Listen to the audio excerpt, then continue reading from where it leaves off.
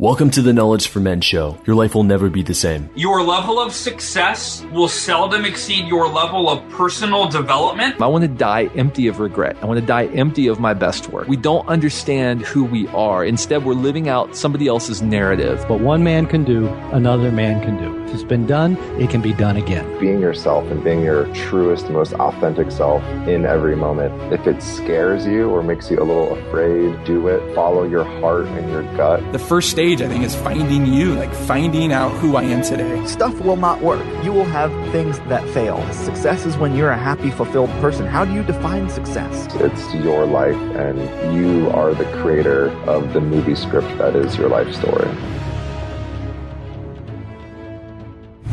Attention, if you are a frustrated man who feels like he is not getting the results he wants in his life, health, wealth, relationships, and personal growth, then I've got a powerful free video training for you to help you become a strong, grounded man so you can unlock unlimited power in your life, business, and relationships.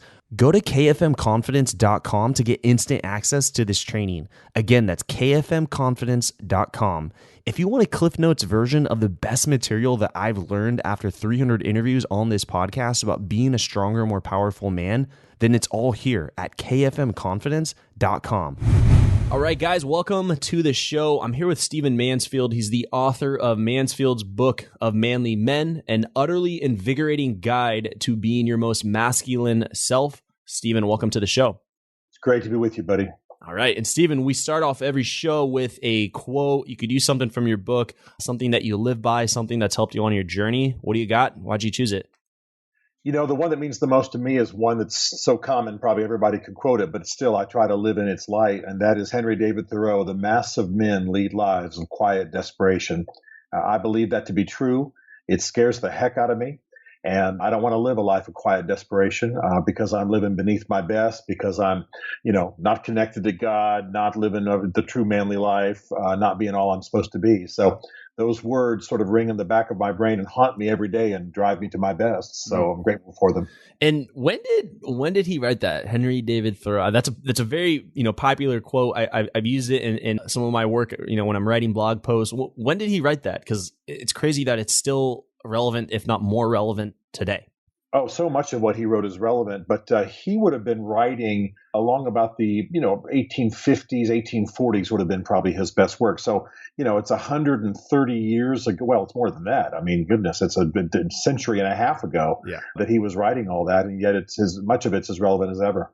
Absolutely. Why do you think that is the case? Why are men living lives of quiet desperation? I mean, there's so much information out there that could help us live our best lives, yet the mass of men, I would agree, are living lives of quiet desperation. What is happening here? Well, if information alone could rescue us, we would have already been rescued. But the fact is, this is a temptation. This is a cycle for men in every generation. I mean, Thoreau wrote it in the mid-1800s, but it could have been written 200 years before.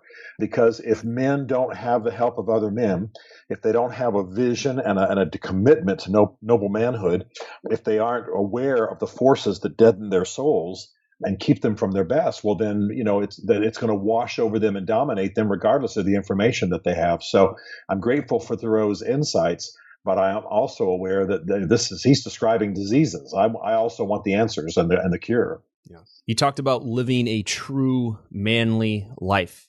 What is this? How do we live it? What are most men actually living? Well, most men are living that life of quiet desperation. And a lot of the reason is that most men walk alone. I mean, the surveys probably as well as I do, Andrew. Most men can't name a best friend. Most men don't know who they would call, if they're married, to help their wife at 3 a.m, if they were out of town on a business trip and something went wrong at the house. They don't know who they would trust. Most men don't have other men speaking into their lives, holding up a mirror, helping them be the best they can be. And so the reality is that our modern society is just crushing men. I call it when I debate and talk on at university campuses, I call it the guerrilla theory of men. It's the whole idea that society needed men when we were, taming the frontier and putting down the railroad tracks and raising the steel and building the cities. But now, supposedly, Men aren't capable of living in a digital age and an information society. So they're like gorillas in the corner of their cage, eating a banana and scratching themselves. They're just confused by this era.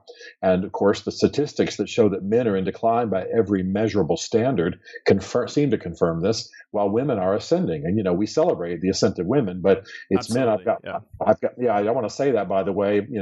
If you met my wife, I believe in strong leadership women. My daughter's awesome. I mean, nothing I'm saying is anti-women. I'm all for it. Absolutely. But I want the ascent of women and the ascent of men. I don't want the descent of men or the descent of women. And that's what's going on in our society. So we're living isolated. We're living alone. We're living without clear models of manhood. And so we're wallowing around. And some of the faux science of our age doesn't help us, because it pretty much tells us that the only difference between men and women is their body parts. And of course, we know that's not true. And if you try to live it out that way, you're going to live an empty life. So all of this is part of the disease that men are living today and that Thoreau pointed out so long ago. Why does it seem like masculinity is something that is almost now shamed upon today in society? Well, part of that is sort of trendiness in university courses and so on that sees masculinity as the inappropriate aggression and violence of history, sees masculinity as some kind of unrestrained, untemperable force that always means destruction in society. If a child is abused, that's because of masculinity. If a war breaks out, that's because of masculinity. Well, I certainly agree that men untempered, men without character, men without morals can do horrible destruction in society. But that doesn't make masculinity itself evil. And so we've bought that. Then we have lives that we live today as men that are far too domesticated, far too much, in front of the TV set or the computer, far too much in the cubicle, far too lived from the neck up and not from the neck down. And so we're like, C.S. Lewis said, men without chests. We're not living from the heart, living from passion, living from character. And so all of that is part of what's sort of besetting men. And of course, when academics pick it up, or women who have reason to be critical of men pick that up, it becomes an entire argument against masculinity. And then when you say you want to mentor the boys and raise up a generation of manly men, so to speak, in my humorous jargon, for example, in the title of my book, well, suddenly that sounds like a threat to people. And that's part of our problem, is that our terms are being misunderstood. Everything I'm talking about in noble manhood, women would celebrate and benefit from, and certainly boys would. So anyway, we've got some work to do in our generation. Masculinity being thought of as destruction, where could we agree that it could also be viewed as protection? Well, that's exactly what I believe.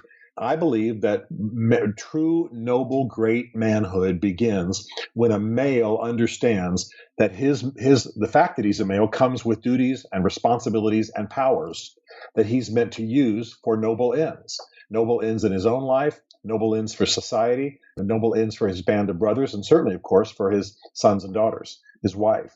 And so that's the whole idea, is that we have to redefine. Just because manhood has power to it doesn't mean it's inherently a destructive power. The very power that can be used to damage a society when manhood is unrestrained, it can also be used to protect it and ennoble it. That's what we have to make the shift to. And I'm thinking of even someone who is on like a great entrepreneur, someone who has a great vision for what he would want to do, such as Elon Musk wanting to put a man on Mars. Wouldn't that be closely related with masculine energy, that drive, that desire, that vision? Exactly. The desire to explore, the desire to break boundaries, the desire to go, as the television show said, where no man has gone before. All of that is part of the masculine soul. I'm not saying women don't have it too, right, but it's something that has to be awakened in a man for a man to be fully alive and fully engaged. And we all have our part in that. My role may not be to go to Mars, but who knows? I mean, I just got back from Saudi Arabia. Maybe my role is to break into the Muslim world and do some good there. So, we all have to keep those factors alive in our souls to be real men. Yeah, I mean, absolutely. And going on Mars is one version where someone might want to write a song and penetrate the world with that type of energy, or paint, or play a sport, or box, whatever it is. I think everyone has their own version, but I think the whole idea is to do something with that energy that will provide good for you and also the rest of the world and those that you care about. Yes, and I think in addition to the creative side and the exploration side is also what I might call the character side or the obligation duty oriented side. The fact that I'm a man means I play a role in a society and amongst people. That's of value. You can't, your audience can't see me, but I'm 6'4", 280 pounds, and pretty big, lineman, defensive lineman kind of guy. Well, that size doesn't come to me to dominate people and to beat on people and to intimidate people and to rob them. That comes to make women safe and children secure and to do good. It's there for a reason. And so when men start seeing themselves in that light, then they start to live a kind of a nobility, and then all of their creativity, all of their energy, all the other aspects of their souls that we're talking about, the exploration, all of it gels into a common and a noble force that does good in the world and fulfills the man. The fact is, most men are living far beneath that. And what is a man to do? I think we can talk about some of your manly maxims. You have 4 of them, the 4 manly maxims. What's a man to do? There's a lot that society's putting on men today, and the way men are viewed today are much different than the last decade, the last generation. Absolutely. Yeah, go ahead and share with us these 4 manly maxims that you have inside your book.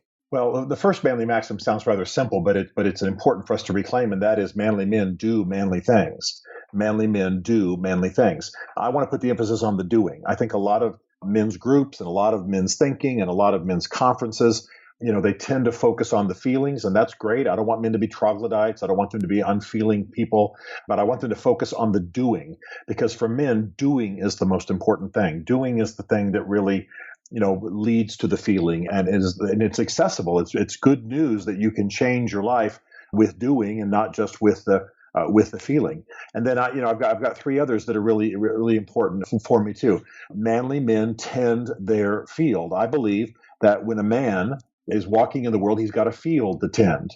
I don't mean an actual physical field. Some guys listening to us might be farmers and they've got actual fields to tend, but your field is the total body of your responsibilities and commitments. Your field can be, if you're 16, your field can be your car and your schoolwork and your obligations to your parents and your dating life and a job at Pizza Hut and your conduct with your friends. That's your field.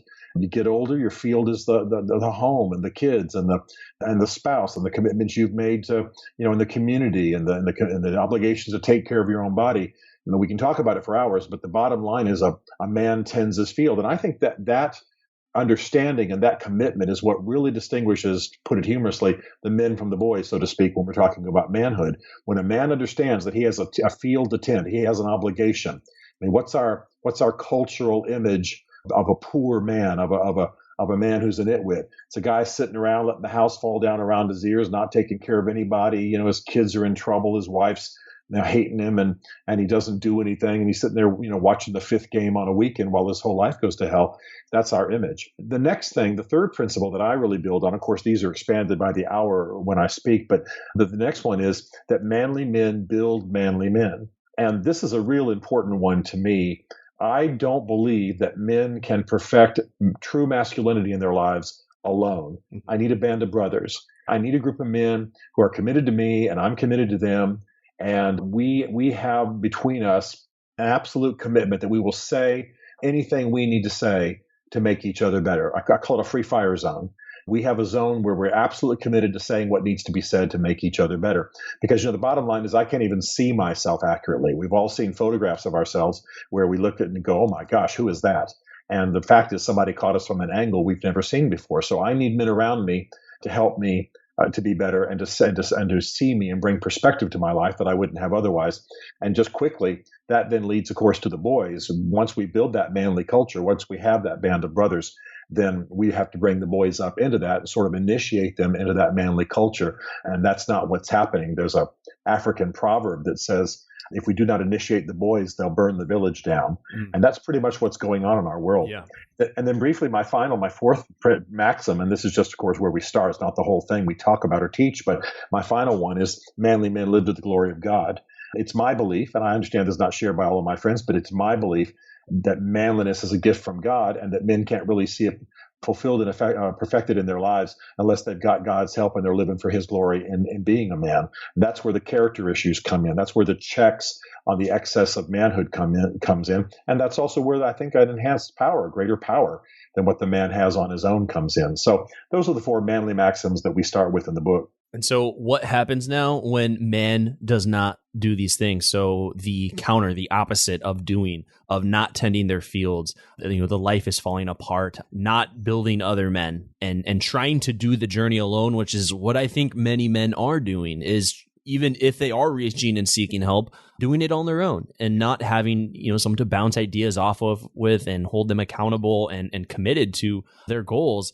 And then whether it's the glory of God or some form of other spiritual belief, whatever it is for someone, what happens when these are not in place? Well, I think when men don't have the things I've just described, that they've got a vacuum in their lives. And that begins to be filled by pleasures and their lesser passions. I mean, we all ought to have higher and noble passions, but lesser passions. So, food and pleasures and entertainment and, the iPhone 8 hours a day or whatever. I mean, all things that have an appropriate role in our lives, but they begin to fill the gap that's in our lives. I mean, a man is not meant to walk alone. He's meant to live for noble purposes in league with other men.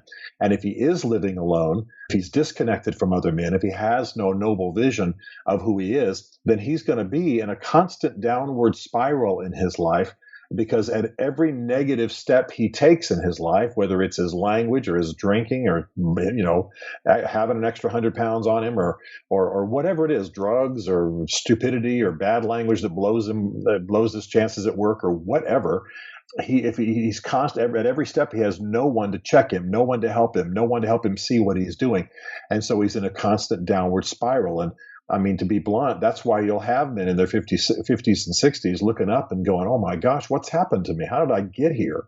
And there was nobody there sort of narrating a higher path, nobody holding up a mirror and say, if you keep being an idiot, this is what you're going to become. And so a lot of guys today are feeling that emptiness. They're feeling that loneliness and isolation. Not long ago, I was talking to a British audience, and a British sociologist there told me that one of the most rapidly rising trends among men over 50 in England is suicide. Mm-hmm. And when they do the postmortem on the suicide, the reason is almost in every case loneliness. Wow. The men get to their 50s, they've got no close friends, they've got no noble purpose they're living for, they're not in league or in a band of brothers with anybody, they're alone, and they see no change in that, and they kill themselves. And that's going on at epidemic proportions in the UK. Mm-hmm. And it is the male suicide rate in North America is 3 times higher than that of women, 3 times higher. And that's showing across, also similar in the UK and also in Australia as well. Yes. I mean, it's absolutely an epidemic. And it's not just that there's suicide. I mean, we have got tough times, and people will kill themselves during tough times, even during historic wars and historic times of plague and what have you. What bothers me is that when we read the suicide notes, when we do the sort of psychological postmortem, it's almost always a result of loneliness and of isolation and of I've got nobody, I've got no friends. What happened to me? One note that I read myself, held in my own hands. In high school and college, I had all kinds of friends. I can't find a friend now, and I don't want to live alone. And those are the last words he ever wrote. So I'm not saying to your audience, hey, you're going to commit suicide if you don't do what I tell you. I am saying there's a plague besetting, especially Western manhood, and it's leading to this unbelievable trend and these unbelievable stats when it comes to suicide, because the real enemy is the loneliness and the isolation. And my point would be, long before a man gets to the point where he's suicidal, what kind of downward spiral has there already been in his life? And it all can be avoided if we just begin to band together and pursue together a noble vision of what manhood can be. Mm-hmm. Absolutely. So there's a lack of connection in a lot of men's lives. Now, if there's a lack of connection, then there's probably a lack of the skill set to connect with other men and potentially women as well, which is in many ways sharing, putting emotions into words. And I think that could be a challenge for many men, being able to put emotion into words and understand the power of vulnerability and sharing. Yeah, and I have to say too, as much as I agree with what you just said, it can also be a bit harsher than that. I had a high-ranking military officer as a father, and it was during an era where he was often off at war. He was an intelligence officer and special forces and all that, and he was gone a lot. So oddly enough, I learned most of what I learned about the practical aspects of manhood from other guys, and I can't say it was always gentle. I'd go up and ask a girl out on a date, and then I'd go back to the table in the cafeteria at the school, and they'd just be cracking up. Oh my God, that was the ugliest thing I've ever seen, they would say. And suddenly I would realize I'm a real klutz when it comes to talking to girls. Or, what the heck are you wearing? And just whatever it is. In fact, I had other friends teach me how to shave. I had other friends teach me how to change the oil in my car. So my point is that when you've got a band of brothers, whatever is wrong can be addressed, even if it's not gentle and more a matter of sharing and gentle confrontation. Sometimes guys help each other just by smacking each other around a little bit and helping each other wake up to what needs to change. It's all part of the culture of manhood, but it's something we are just going to be in decline without. So what are some daily habits, or let's say daily rituals, that could help men grow with these 4 maxims here? Well, first of all, you've got to decide. I would mostly I tell men to begin by looking at their masculine journey. Look at what has framed them as men. I mean, if you had no men in your life, if you grew up with one of those valiant, single moms who's just covering everything and doing a great job, that's wonderful. Bless her. Thank God for her. But at the same time, what has framed you as a man? There are guys listening whose dads on their 18th birthday took them out to the whorehouse and said, okay, buddy, now that you've had sex, you're a man. Well, that may have been as much as that dad knew, but we all know that's not all there is to manhood. So look at your past, look at what shaped you, look at what's brought you to this point, look at its virtues and look at its weaknesses. Then ask yourself, where are you getting your vision of noble manhood? What are you reading? What are you looking at? If everybody you think is a man is on the front of Muscle magazine, which is great, or Men's Fitness or whatever, you're gonna be hurting by comparison in your own mind. And so, where are you getting your vision of what manhood is? This is a daily thing. What are you reading? What are you looking at? You become what you behold. Who are you fixing your eyes on, so to speak, as your model? And then you've got to begin to build a group of guys around you. You've got to begin to turn to some guys and say, hey, I need some help in this area. How about you? Or how do you deal with such and such? And once you begin to understand what you're shooting for and got some help doing it, then you can begin to build in the daily stuff. I work out every day. I have quiet time. For me as a Christian, it's in scripture and in prayer. For others, it might be something else, but I do that every day. I read something that sharpens me as a man every day. I have certain skills I'm trying to enhance every day, from racquetball to guitar. I'm working on that. I try to study my wife every day. I try to learn something more about my kids every day. All of that kind of thing. There are things I'm weak at. I'm not the best with numbers and math, so I'm exercising myself more in that direction and investments. Men have to conquer themselves, just like you might conquer wild territory. But you got to know what you're trying to accomplish once you've got that territory in hand, and that's where the help of friends and a noble vision of manhood comes in handy. Yeah, really powerful stuff here. And I'm wondering now, what are women saying about your work? How are they responding to this, to your cause, to the book, to these maxims? Because obviously people ask what you're doing and you start telling, and what's the response from women? Well, I really enjoy this area. I'm glad you've asked, because when women first hear maybe that I'm going to speak, or maybe the title of the book, or they see me on TV or whatever, they get nervous. And most of them do anyway. And the reason is that naturally they assume that this is some kind of testosterone fest that's not going to serve them well, right? Well, we're going to get together and take our shirts off, beat our exactly. We're going to beat our chest and talk about body hair or whatever, or especially, I mean, let's be blunt. Given that I'm a Christian and speak to a lot of Christian guys, a lot of conferences for men in kind of a Christian context has been a lot about telling women to submit, and barefoot pregnant in the kitchen, or at least that's the myth. And so the first thing I often deal with is women who are suspicious of it. But when I say, listen, I cheer on the ascent of women. I don't believe there's just a pie of a certain size. We're all fighting for our pieces of it. I think there's an ever expanding field. I want women to accomplish everything they can. I want my daughter, to be the president, the pope, and the leading surgeon in the world all at the same time. I want achievement. And again, I say, if you met my wife, who's a leading songwriter and producer here in Nashville, I mean, she's godly and feminine and wonderful, but she's tough as nails. I believe in leadership women. There's nothing about that I'm opposed to, but men are in trouble. And so when women hear that, that's what I'm thinking, that's the perspective I'm taking, they relax a bit. And I say, listen, everything we're going to be talking about, everything I say in my books, everything I talk about at these conferences, I'm telling you, it's only going to be good for you. Don't worry, it's only going to be good for you and your sons and your daughters and what other women you're connected to. So they relax a bit, they get excited about it, and then when they start seeing the fruit in the lives of the men they know, they're even more excited, because it's not Bubba coming home to dominate. It's Bubba coming home to be a changed man, to protect and to grow. Yeah. Yeah, exactly. Absolutely. What would you say are some of the common mistakes that men make when they're really working on these 4 manly maxims? Kind of like maybe do's and don'ts that people are making when they try this. Sure. First of all, they talk too much. They narrate to their kids and their wife what they're doing. Well, there's nothing worse than somebody who's talking all the time and not making much change. Right. I tell guys, they'll know when you change. Until then, shut up. Don't talk all the time.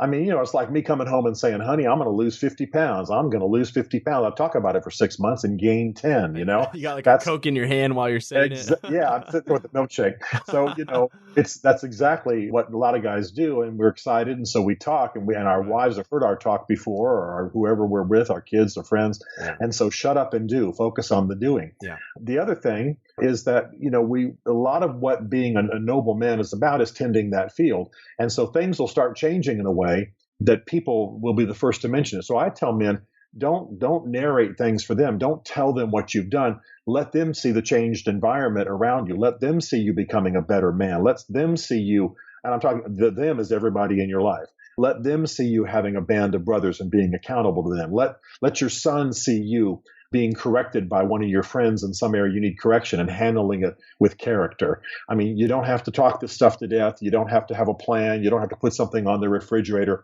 Just let the change be obvious.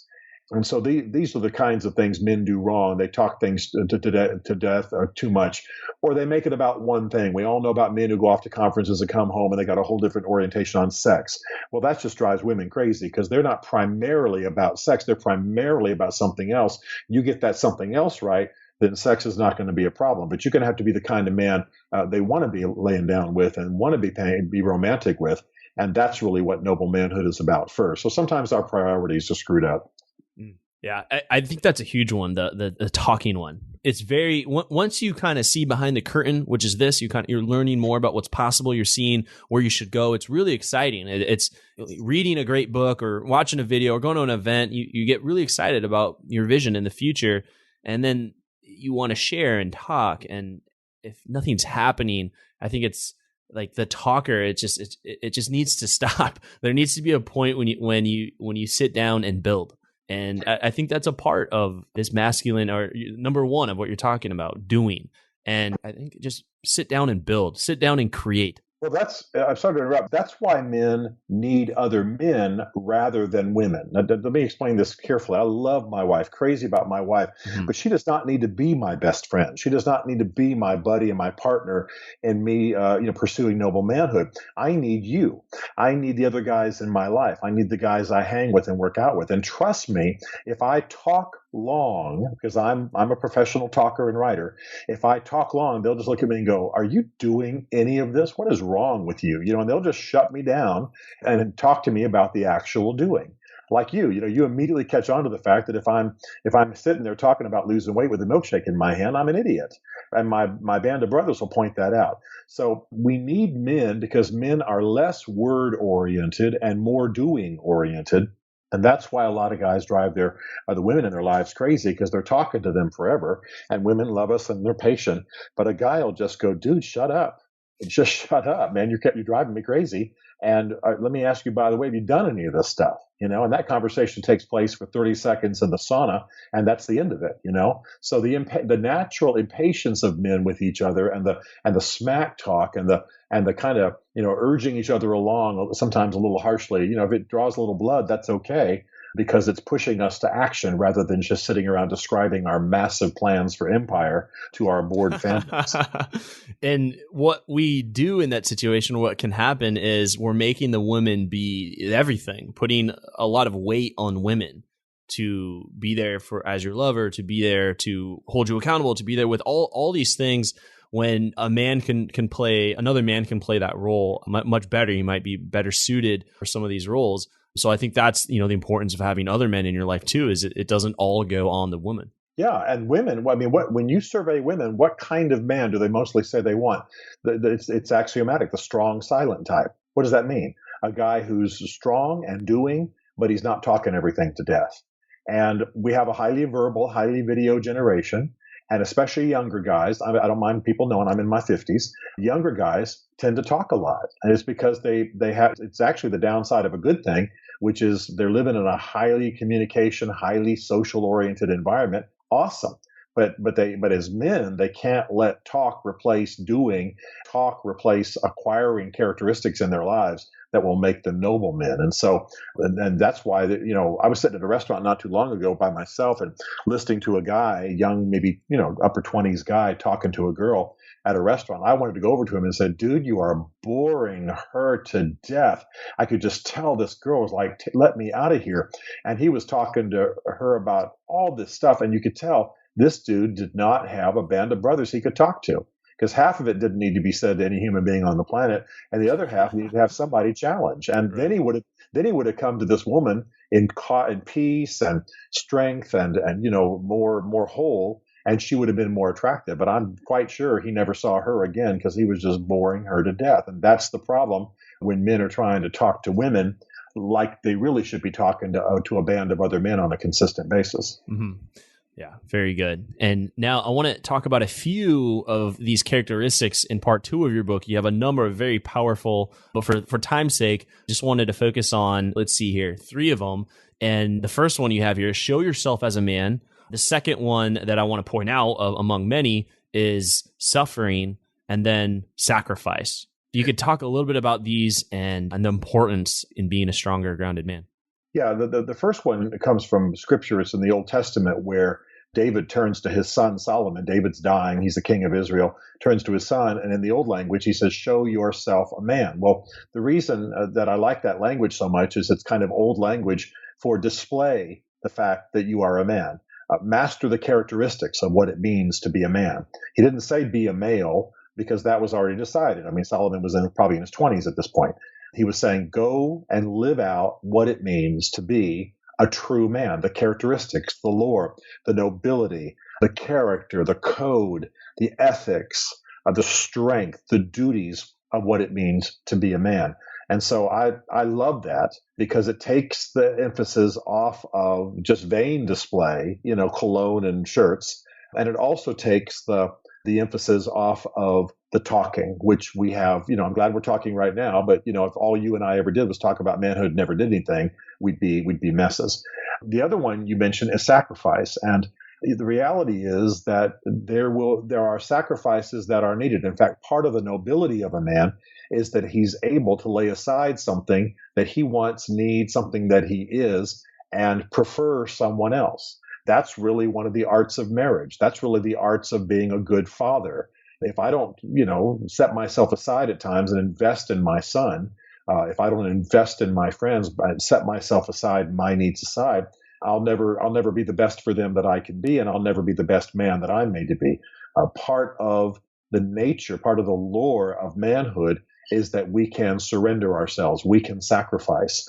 And I think that's, for example, in our younger lives, what's part of what sports is meant to teach us. As a lineman, I would sacrifice myself for my quarterback. As a lineman, I would sacrifice my body defensively to stop the other team from scoring. I mean, that's what sports is a lot. The sacrifice bunt, the assist in basketball. It's all the stuff that we need to learn to be good men. And then the other one was suffering. Yeah.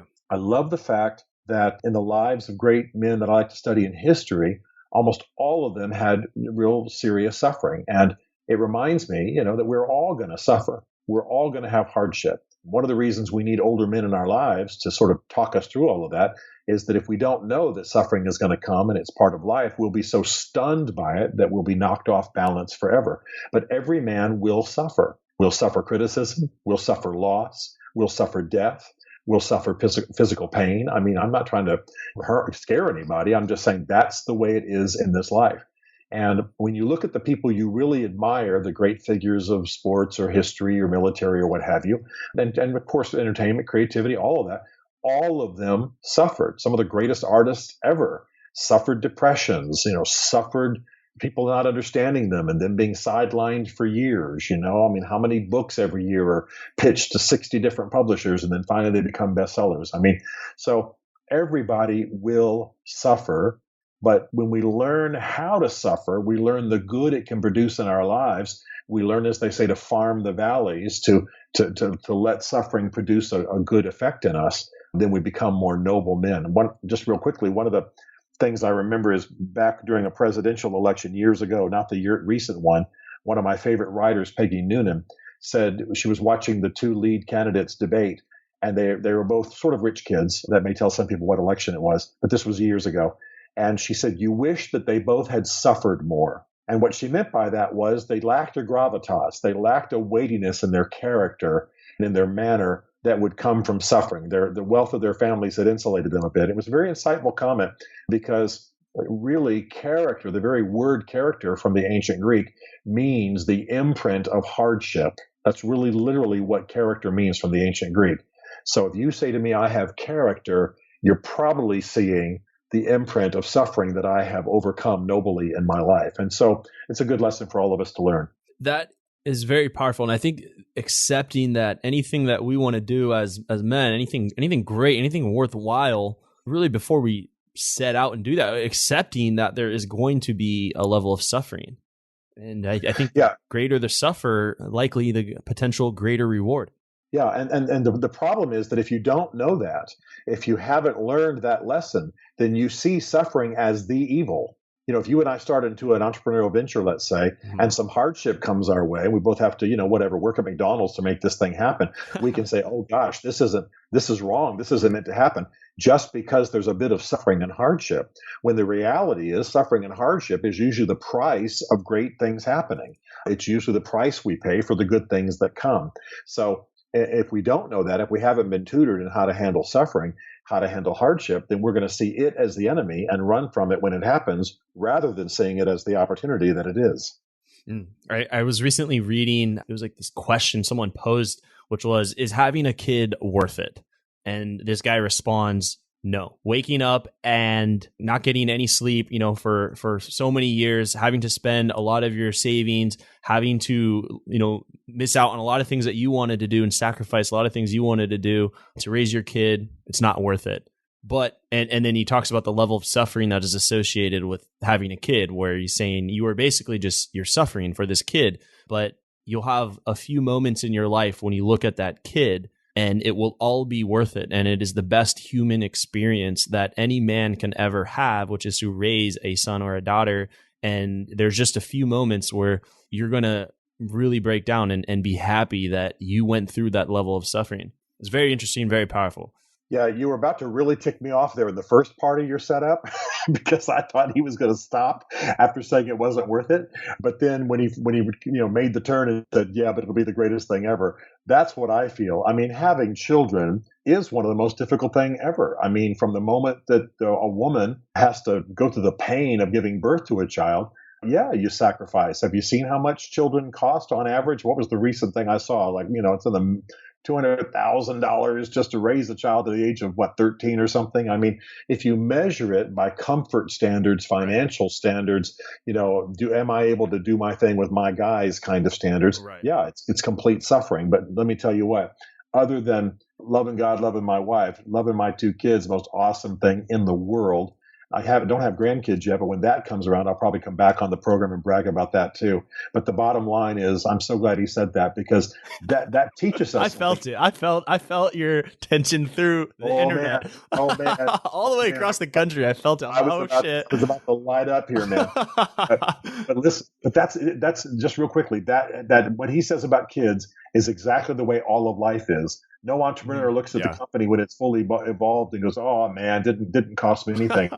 No, he can think on absolute bleeding on the page, But was it worth it? Yes. No relationship is really worth its salt that doesn't have some mud and some blood and some beer. You know what I'm saying? So I'm just saying, they're tough. Everything's got tough times. I mean, I'm dropping some pounds working out to play a racquetball tournament. It's hard, man. It's hard. But is it worth it? Yeah, that's how life is. That's actually a mature view of life in this world. Do you think life is suffering? No, but I do believe that life involves suffering in an intricate way. And when we don't know that, then we are damaged and knocked off balance by the suffering we do. I'm going to lose family members. People are going to die. I'm going to have physical pain. It's part of life. It's not all of life. So only a depressive would say life is all suffering. But a healthy person says suffering is part of life. I must endure and overcome, but it's not all of life. And that's the healthy perspective that a mature man should have. Very good. Very good. I'm glad to solidify that. Let's dive into the knowledge round. I just have a few more questions for you here. So, Stephen, are you ready for the knowledge round? Absolutely. Fire away. All right. Have you ever felt like you weren't the strong, grounded man that you know you're capable of becoming? Like there's something more inside of you, but you don't know how to get it out? Me too. Years ago, I was broke, sleeping on my brother's couch, and just got out of a serious breakup that left me on the floor for months. Now, I have a multiple six-figure business. I'm in the best shape of my life, have an abundant dating life, and live on the beach here in San Diego. I want you to break through too and create the life that you want. And because people kept asking me so many questions, I've created this free video training series on becoming a strong, grounded man so that you can have more freedom, love, and connection in your life. I'll also teach you how to build real backbone to boost your masculinity as a man so that you can have more respect, power, and confidence personally and professionally. Simply go to kfmconfidence.com to get this training. Again, that's kfmconfidence.com. Also, I share the number one conversation that your father never had with you about women. That will be a major wake-up call for 90% of you and will improve the quality of your relationships forever. Go to kfmconfidence.com to get this free training today. Welcome to the Knowledge Round, where the guests will be asked rapid-fire questions to give the audience invaluable pieces of wisdom to help transform their lives. Starting in 3, 2, 1, showtime. First question, just gut level responses here is, what advice would you give to someone who's feeling really lost or lacking a sense of direction, lacking a vision or a purpose in their life? Get with other men. Expose yourself to inspirational stuff, movies, books, people who speak in an inspirational fashion. And if you are seriously lost, to the point where you're just disconnected from yourself, get some help. Go to a pastor, go to a counselor, but get the help you need. The problem for most people in that situation is they walk alone too much. Yeah. What do you think is holding most men back from becoming stronger, grounded men today? Their lesser drives that they give into. Too much eating, too much drinking, too much, porn, too much playing around, too much nastiness, et cetera. And then I've already said it, a combination of walking alone without a clear vision of what manhood should be, without understanding that the fact that they're males comes with a lore and a body of duties and responsibilities that they're meant to walk out with other guys. Most of this is a result of walking alone without a vision. Mm-hmm. Yeah. And so I want to let the guys know your book again here, Mansfield's Book of Manly Men, an utterly invigorating guide to being your most masculine self. And so I just want to put your book out, but for yourself here, what has been, let's say, 2 of your most influential books that have helped you on your journey in manhood, and also movies? I think I want to start throwing movies in here because I love movies so much. So glad you asked about movies. I'll answer that first. I love Seabiscuit.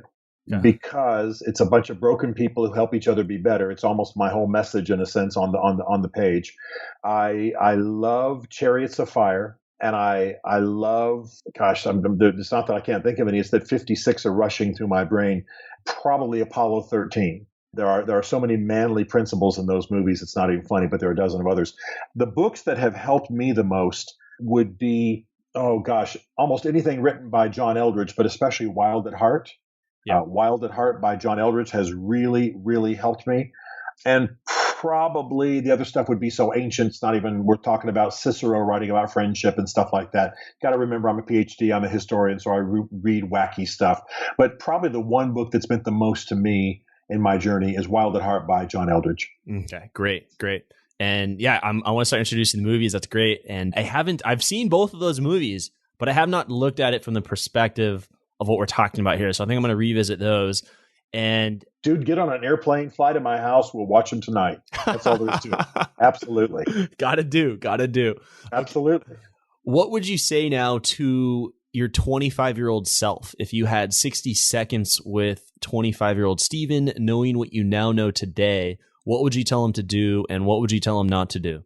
To 25-year-old Stephen Mansfield, I would say stop being so insecure. Your rather harsh military father made you insecure, made you worry about everybody's opinion about yourself. You want to take others' opinions into consideration, but you don't want to be ruled by it. And so stop that. Also, at that time, I had problems with porn and kind of a secret sexual life, and I don't mind talking about it, and absolutely needed to understand how that destroyed me and made me kind of pull in and live shame and things like that. That had to be dealt with. And then I did not have at that age, and so I would say this to myself, I did not have a band of brothers. I mean, I had a racquetball partner and I had, guys I went hunting with, but not guys I'd sit around and team together to perfect manhood in our lives. So those would be the three things I would say to 25-year-old Stephen Mansfield. Mm. What effect did the sexual, the porn, what did that have on your relationships with women? Well, I was married at the time, and I don't mind talking about this. Okay. I was married at the time, and for a short season, but it happened to be my 25th year. Thank you very much for putting your finger right on that year. I'm just playing, of course. I just some movies pulled me in, and that was back in the day of DVRs. People went to DVR stores and got videotapes, and I just happened to get into some stuff, and it was all in my head. I mean, I'm not saying I went out and went to prostitutes or anything, but in my head, I had fantasies and images, and then I watched more stuff like that. It created a gap between my wife and I that had to be addressed. And it also made me have to kind of purify my thinking about sex because, if you're way into porn, you're watching stuff that no normal human being can do. And if that's your ideal for intimacy, you're going to be screwed. And so the point is that all of that, it's, if I use the word perversion, I'm not trying to make necessarily a moral judgment, although I think since I said I'm a Christian, people know I'm making a moral judgment, but I'm mainly saying that you are deforming the whole thing. Even if you have no religion at all, you're still so creating ideals in your mind or images in your mind that no person can live up to that. And we now know that serious porn addictions ruin marriages because they create expectations and drives that can't be answered within a normal marriage. And so again, my episode was maybe 6 months long with all that. And thankfully, I had, I got out of it and have not had another, having pulled back into that garbage. But yeah, it threatened to ruin my life and very easily could have ended up with me with, sex addiction and going out and paying big money for it and ruining my life. And we know that all that's possible because we see it happening today. I mean, there are actually organizations for intervening in just such kinds of sicknesses. Yeah. Thank you for being vulnerable and sharing that. I think it's a huge issue. It's another episode in itself. And I'm glad that you shared that and addressed it. I think just raising awareness for other men is really important on that subject. I mean, about 30% of all internet traffic is porn related. Yeah. I mean, I got to tell you that I'm grateful that when I dipped into that and had my difficulties, that it was the era in which, at that time, the era in which I was living and not now. I mean, every 8-year-old with an iPhone can bring up the worst porn that's ever existed in the world. I mean, working in this area and helping men get right, I've had preteen boys come to me and collapse in my arms in tears at the gigs that we do because they've seen slasher films. Now, some of your audience may not know what that is, but that's porn combined with women being killed. And here, boys who are just like 10 or 11 stumbled onto that. Their dads don't even know, and they're traumatized by it.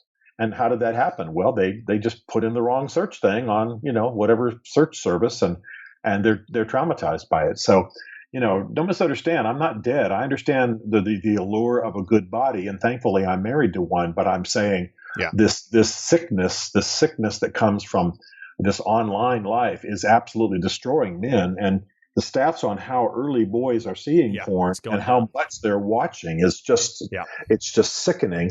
And we're going to have bands of noble men breaking into this stuff and talking openly about it.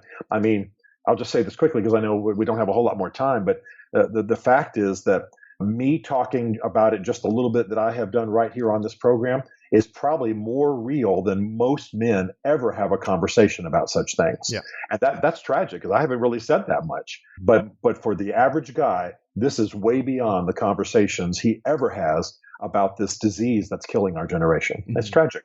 I think just creating this conversation for other men to then get your book, obviously, Stephen Mansfield's book, go to Amazon, but also to continue the conversation with their male friends. Because what I find interesting is that when men start talking about this, other men start listening because they feel the pain too. If there's 10 men in a room and 2 men start talking about this kind of conversation, almost the entire conversation of eventually everyone is listening and involved in this conversation. So I know men want this. Just don't think a lot of men are sharing this and putting it out there and starting the conversation. So I think this episode is a great start for many. I think obviously the podcast, check out Stephen Mansfield's book. Is there a website where guys can follow up? Because you also have a lot of other work here. Yeah, my website, stephenmansfield.tv, and within that site is a page called Great Man. And that's where, we really, the access point, the launching point for all the stuff we do. Let me just mention very quickly that I've written a companion little booklet to Mansfield's Book of Manly Men, and it's called Building Your Band of Brothers, and that's available on Amazon in ebook form. So anyway, go to stephenmansfield.tv and you can hook up with everything I do. Awesome. Great. And guys, it's Stephen PH. And so just when you're searching, this is the only way that ought to be legal, by the way. Every other way of spelling it ought to be illegal, I think. This has been a very powerful conversation. I know for many men, the thousands of men listening to this, it has been a catalyst to completely reinventing themselves as stronger men in this world, noble men, as you call it.